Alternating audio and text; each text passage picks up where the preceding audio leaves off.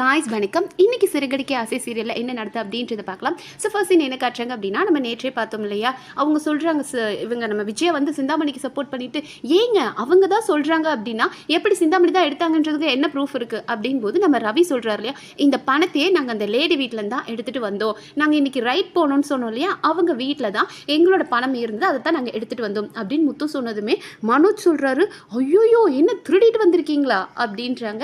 And இவங்க ரோஹிணி வந்துட்டு, என்ன ஒருத்தவங்க வீட்டுக்குள்ள போய் திருடிட்டு வந்திருக்கீங்க, இது எவ்வளோ பெரிய கிரைம் அப்படின்றாங்க. சொல்றாரு, இது திருட்டு கிடையாது, திருட்டு போன எங்களோட பணத்தை நாங்கள் பறிமுதல் பண்ணிட்டு வந்திருக்கோம் அப்படின்னு சொல்லுங்க அப்படின்றாங்க.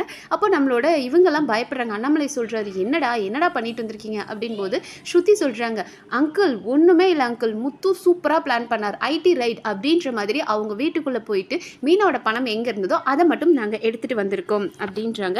அப்போ மனோஜ் சொல்கிறாரு, டே இதெல்லாம் ரொம்ப பெரிய தப்புடா, மாட்டினா கேஸ்லாம் கொடுத்தா அவ்வளோதான், லைஃபே காலி அப்படின்ற மாதிரி சொல்லும்போது, டே பறிமுதல் பண்ணி எங்கள் பணத்தை தாண்டா எடுத்துகிட்டு வந்தோம் போடா அப்படின்ற மாதிரி நம்ம முத்து சொல்கிறாரு. ஸோ அண்ணாமலை சொல்கிறாரு, இங்கே பாருப்பா ரொம்ப ஜாக்கிரதையாக இருக்கணும், இந்த பறிமுதல் பண்ணுறது அப்படின்றதெல்லாம் வேண்டாம், இனிமேல் அந்த மாதிரிலாம் எதுவும் பண்ணாதீங்க, மாட்டிக்காதீங்க அப்படின்ற மாதிரி சொல்லிட்டு இவங்க கிட்ட வந்து நம்மளோட விஜயா கிட்ட வந்து அட்வைஸ் பண்ணுறாரு. இங்கே பாரு விஜயா, எனக்கு என்னமோ இதெல்லாம் சரியில்லை, அந்த பொம்பளை வந்து ரொம்ப ஓவராக பண்ணிகிட்டு இருக்குது, இப்படி அடுத்தவங்களோட வாழ்க்கையை கெடுக்கணும் அப்படின்றதுக்காக அந்த பொம்பளை எந்த அளவுக்கு இறங்கி போகுதுன்றதை நீ பார்த்துருக்க, அந்த லேடி உன் கூட பழகிறதே மீனாவை காலி பண்ணணும் அப்படின்றதுக்காக தான். நீ மீனா மேலே இருக்கிற கோபத்தில் அவங்களுக்கு நீ ஏதாவது ஒரு ஹிண்ட் கொடுக்குற மாதிரி பேசினா கூட அதை அவள் யூட்டிலைஸ் பண்ணிகிட்ருக்கா. ஸோ இதெல்லாம் சரிப்பட்டு வரல, நான் நல்ல விதமாக சொல்லும் போதே கேட்டுக்கோ, அவள் ஃப்ரெண்ட்ஷிப்பை கட் பண்ணிக்கோ அப்படின்ற மாதிரி சொல்கிறாரு. உடனே மீனா வந்துட்டு, வேண்டாமாமா நீங்கள் அத்தையை திட்டாதீங்க, அவங்க எப்போதுமே அடுத்தவங்களுக்காக பாசம் நேசம் அப்படின்ற மாதிரி இருக்கவங்க இல்லையா, ஸோ அவங்க இருந்துட்டு திட்டாதீங்க மாமா அப்படின்னு ஒன்று விஜயா இருந்துட்டு, ஏய் அவர் என்ன சொல்வார் உனக்கு என்னடி, நீ ஏண்டி பேசுகிற அப்படின்ற மாதிரி சொல்கிறாங்க. அப்புறம் முத்துன்ட்டு, அப்பா திட்டுங்கப்பா நல்லா திட்டுங்கப்பா அப்படின்ற மாதிரி சொல்லிட்டு இருந்தார். அதுக்கப்புறம் நம்ம அண்ணாமலை சொல்கிறார், இங்கே பாருமா, நம்மளோட வேலையை கரெக்டாக பண்ணும்போது நமக்கு எதிரிகள் ஜாஸ்தியாக தான் செய்வாங்க. ஏன் நானே வந்துட்டு இந்த ரயில்வேல ஒர்க் பண்ணும்போது நான் என்னோட வேலையை கரெக்டாக பண்ணுறேன் அப்படின்ற பொறாமையில் கூட பலரும் வந்து எனக்கு வேணும்னே நைட் ஷிஃப்ட் கொடுக்குறது, என்ன டார்ச்சர் பண்ணுறது அப்படின்ற மாதிரி எவ்வளவோ பண்ணானுங்க. பட் அது எல்லாம் தாண்டி நம்ம தைரியமாக நின்னோம் அப்படின்னா அவன் நம்மளை பார்த்து நம்மளோட தைரியத்தை பார்த்து அவன் பின்னாடி வாங்கிடுவான். அதனால நீ உன் வேலையை ரொம்ப நேர்மையாக கடமையோடு நீ பண்ணுமா, உனக்கு கண்டிப்பாக வெற்றின்றது இன்னைக்குனாலும் என்னைக்குனாலும் ஒரு பிரம்மாண்ட வெற்றி உனக்கு கிடைக்கும் அப்படின்ற மாதிரி அண்ணாமலை எப்போதும் போல் ஒரு பயங்கரமான பாசிட்டிவ் நோட் வந்துட்டு நம்ம மீனாவுக்கு கொடுக்குறாங்க. அண்ட் மீனாவும் சரி சந்தோஷப்படுறாங்க. லைக் மாமா உங்களோட ஆசீர்வாதம், என்னை சுற்றி நீங்கள் இத்தனை பேர் நல்லவங்களும் இருக்கும்போது எனக்கு என்ன மாமா, நான் நேர்மையாக இருக்கிறேன், அதோட எதிரொலியான இந்த உண்மை உழைப்போடு நான் உழைக்கிறேன், அதுவுமே எனக்கு போதும் மாமா அப்படின்றாங்க. அதுக்கப்புறம் மீனா வந்துட்டு அவங்களும் எல்லாரும் கிளம்பிட்டாங்க. ஸோ மீனா வந்துட்டு நம்ம ரவி ஸ்ருதி கிட்ட தேங்க்ஸ் சொல்கிறாங்க. ரொம்ப தேங்க்ஸ் ரவி ஸ்ருதி, நீங்கள் எனக்காக எவ்வளோ பெரிய ஹெல்ப் பண்ணியிருக்கீங்க அப்படின்ற மாதிரி சொல்கிறாங்க. நம்மளோட ஸ்ருதி வந்துட்டு, இதில் என்ன இருக்குது மீனா, ஆனால் முத்து தான் எவ்வளவோ பிளான் பண்ணி எக்ஸிக்யூட் பண்ணியிருக்காரு, அடுத்த தடவை இன்னொரு ரைட்னா கூட நான் ரெடி அப்படின்னு ஸ்ருதி சொல்கிறாங்க. பட் ரவி இருந்துட்டு, ஐயோ இதுக்கே ஹார்ட் வெளியே வந்துட்டு போச்சு, நாளாக வரமாட்டேப்பா அப்படின்னு சொல்லிட்டு ஸ்ருதியை கூப்பிட்டுட்டு போயிடுறாரு. அதுக்கப்புறம் நம்ம மீனா போயிட்டு முத்துக்கு தேங்க்ஸ் சொல்கிறாங்க. ரொம்ப தேங்க்ஸுங்க அப்படின் போது, ஏய் மீனா என்ன என்கிட்டே பிரித்து பார்த்து பேசிகிட்டு இருக்க, எனக்கு எதுக்கு தேங்க்ஸ் அப்படின் போது, இல்லைங்க எனக்கு எவ்வளோ சந்தோஷமாக இருக்குது அந்த பணம் திரும்பி வந்ததுக்கு, நான் உங்களுக்கு எதாவது ஸ்வீட் செஞ்சு தரட்டுமா, உங்களுக்கு என்ன ஸ்வீட் வேணும் அப்படின்னதும் இவர் ஸ்வீட்டுனா அதுவும் ஸ்வீட்டு தான், சக்கரை தெரியா அப்படின்னாரு. ஸோ கேர்ட் வேர்ட் சக்கரை அப்படின்றது கிஸ் தான். அப்புறம் அவரே கேட்டுட்டு, ஆமாம் எல்லாரும் வீட்டில் இருக்காங்கன்னு ஏதாவது சொல்லுவேன் அப்படின்னு சொல்கிற அந்த ஒரு சின்ன கேப்பில் நம்ம மீனை ஒரு கிஸ் அடிச்சுட்டு ஓடிட்டாங்க. ஸோ நல்லா இருந்தது அந்த ரொமான்டிக் கப்புள்ஸ் கிட்ட. அண்ட் அடுத்த சீனில் என்ன காட்டுறாங்க அப்படின்னு பார்த்தோன்னா, மீனா அந்த பணத்தை உடனே எடுத்துக்கிட்டு சீதாவை பார்க்கறதுக்காக கோவிலுக்கு வராங்க. ஸோ மீனா வந்து நடந்த எல்லாத்தையும் சொல்கிறாங்க. முத்து எப்படி வந்துட்டு சிந்தாமணி வீட்டுக்கே போயினா, இந்த திருட்டை பண்ணது சிந்தாமணி தான், நான் அந்த ஆர்டர் எடுக்கக்கூடாதுன்றதுக்காக சிந்தாமணி பண்ணியிருக்கா, அதை தெரிஞ்சுக்கிட்டு இவர் வீட்டுக்கே போய் அவங்க வீட்டிலே போய் பணத்தை எடுத்துகிட்டு வந்துட்டாங்க அப்படின் போது நம்மளோட சீதா சொல்கிறாங்க, அந்த பொம்பளை ஏன்க்கா இந்த அளவுக்கு பண்ணிகிட்ருக்கு, ஆனால் நம்மளோட மாமா சூப்பர் இல்லைக்கா, போலீஸில் கம்ப்ளைண்ட் கொடுத்தா கூட இவ்வளோ ஃபாஸ்ட்டாக எடுக்க முடியாது, ஆனால் நம்ம பணத்தை நம்மகிட்டே எடுத்துகிட்டு வந்துட்டார், சூப்பர் இல்லை அப்படின்ற மாதிரி சொல்கிறாங்க. அப்போ நம்ம மீனா சொல்கிறாங்க, இந்த பணம் இது வந்து நீ உடனே அந்த யார்கிட்டையும் வாங்கின இல்லையா அவங்கக்கிட்ட நீ கொடுத்துரு அப்படின் போது சீதா இருந்துட்டு, இல்லைக்கா நான் அவங்கக்கிட்ட சொல்லிட்டு அவங்க லேட்டாக கூட வாங்கிக்கிறேன்னு சொல்கிறாங்க அப்படின் போது, இல்லை மீனா இல்லை சீதா நீ ஃபர்ஸ்ட்டு அவங்களுக்கு கொடுத்துரு அப்படின்ற மாதிரி சொல்கிறாங்க. அப்போது நம்ம சீதான்ட்டு, அக்கா உனக்கு ஏதாவது தேவைப்பட்டால் வச்சுக்கோக்கா அப்படின் போது, ஐயோ வேண்டாம், இந்த பணத்தை ஒரு தடவை தொலைச்சே நான் படாத பாடுபட்டுட்டேன், அதனால நீ யாருக்கு கொடுக்கணுமோ அவங்களுக்கு ஃபர்ஸ்ட்டு கொடுத்துரு அப்படின்ற மாதிரி பேசிட்டு நம்ம மீனா அப்படிக்கா கிளம்புனது இப்படிக்கா நம்ம அருண் உடனே வந்துட்டாரு. ஸோ அவர் கோவிலுக்கே வந்துட்டாரு. இவங்க உடனே எதுக்குங்க கோவிலுக்கு வந்தீங்க? சீதா சொல்கிறாங்க, அம்மா பார்த்தா என்ன ஆகுறது அப்படின்னு. உங்கள் அம்மாவை பார்த்தா நான் யூட்டன் போட்டு அப்படியே கிளம்பியிருப்பேன் அப்படின்ட்டு இருந்தார். நல்லா இருந்தது. அதுக்கப்புறம் நான் உனக்கு கால் பண்ணேன், நீ பிக் பண்ணலை, அதனால தான் நான் இங்கே வந்துட்டேன். அதாவது அவர் வந்து ட்ரைனிங் முடிச்சுட்டு அப்படியே பழனி லெவலியாக வரும்போது பழனி கோவிலில் போய் சீதாக்கும் அருணுக்கும் சீக்கிரம் கல்யாணம் ஆகணும் வேண்டுதெல்லாம் பண்ணி பழனி பஞ்சாமிரதம் தான் கொண்டு வந்து கொடுத்துட்டு இருந்தேன். அண்ட் சீதா சொல்கிறாங்க, நானும் உங்களை பார்க்கணும், உங்ககிட்ட பேசணும் தான் நினச்சிட்டு இருந்தேன் அப்படின்னு சொல்லி அந்த பணத்தை எடுத்து கொடுக்குறாங்க. என்னது இது பணம் எதுக்கு? நீ யார்கிட்ட வாங்கி கொடுத்தியா? நான் தான் உனக்கு லேட்டாக கொடுத்தா போதும்னு சொல்லலை, யார்கிட்ட வாங்கி கொடுத்தா அப்படின் போது, இல்லைங்க திருட்டு போன பணத்தை எங்கள் அக்கா பணம் தான், இது அவளே கொண்டு வந்து கொடுத்தா அப்படின் போது, எப்படி போலீஸ் கண்டுபிடிச்சி கொடுத்தாங்களா அப்படின்னு கேட்குறாரு. அப்போ நம்ம சீதா இருந்துட்டு, போலீஸ் கண்டுபிடிச்சா கூட இவ்வளோ சீக்கிரம் பண்ண முடியாது, ஆனால் எங்கள் மாமா கண்டுபிடிச்சாரு.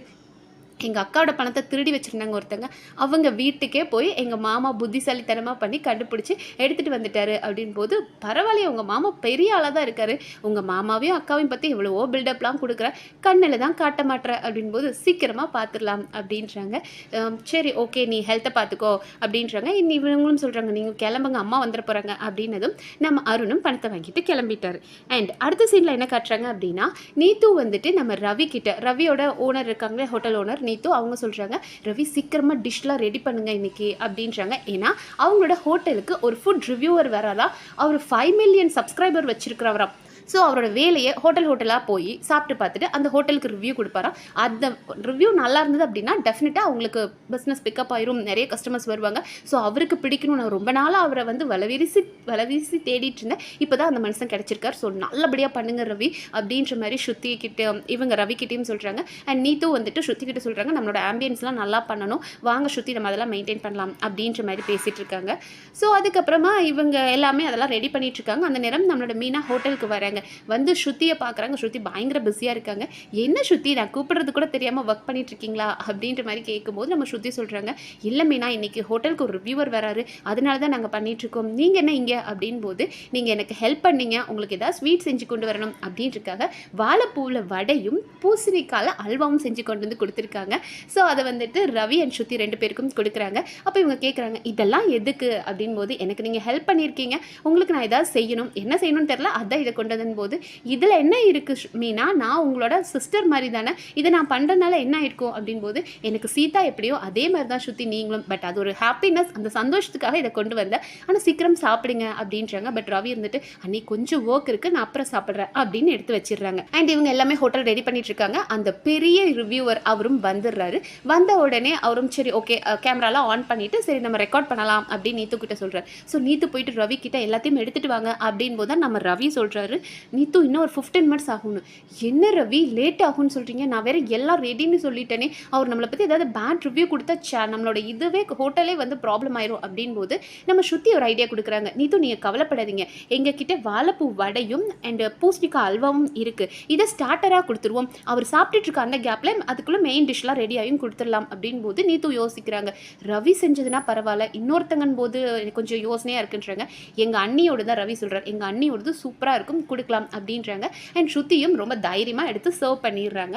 அண்ட் அவரும் சாப்பிட்டு பார்த்துட்டு, வாவ் நான் இப்படி ஒரு அல்வாவை சாப்பிட்டதே இல்லை, வாவ் நான் இப்படி ஒரு வடையை சாப்பிட்டதே இல்லை அப்படின்ற மாதிரி இந்த ஹோட்டலோட ஃபேமஸே இதுதான், இந்த வாழைப்பூ வடையும் பூசணிக்காய் அல்வாவும் தான் அப்படின்ற மாதிரி பயங்கரமாக ரிவ்யூ கொடுக்குறாரு. ஈவன் 5 out of 5 கொடுக்குறாரு அந்த ஸ்டார்டருக்கு. நம்ம இவர் ரவியோட டிஷ்ஷை சாப்பிட்டு 10க்கு 9.5. ஸோ ஓவரால் உங்களோட ஹோட்டல் சூப்பராக இருக்குது அப்படின்ற மாதிரி பயங்கரமாக ரிவ்யூ கொடுத்துறாரு. ஸோ நீத்து செம்ம ஹாப்பியாகி, எனக்கு என்ன பண்ணுறதே தெரியல, சடனாக ஒரு 15 மினிட்ஸ் லேட் ஆகும்னு சொன்னதுமே எனக்கு என்ன பண்ணணும்னு தெரியல, பட் நீங்கள் கடைசி இடத்துல என்னை காப்பாற்றிட்டீங்க, ரொம்ப தேங்க்ஸ் அப்படின்னு சொல்லி ஒரு 10,000 ஒரு கிஃப்டாக கொடுக்குற மாதிரி நீத்து கொடுக்குறாங்க.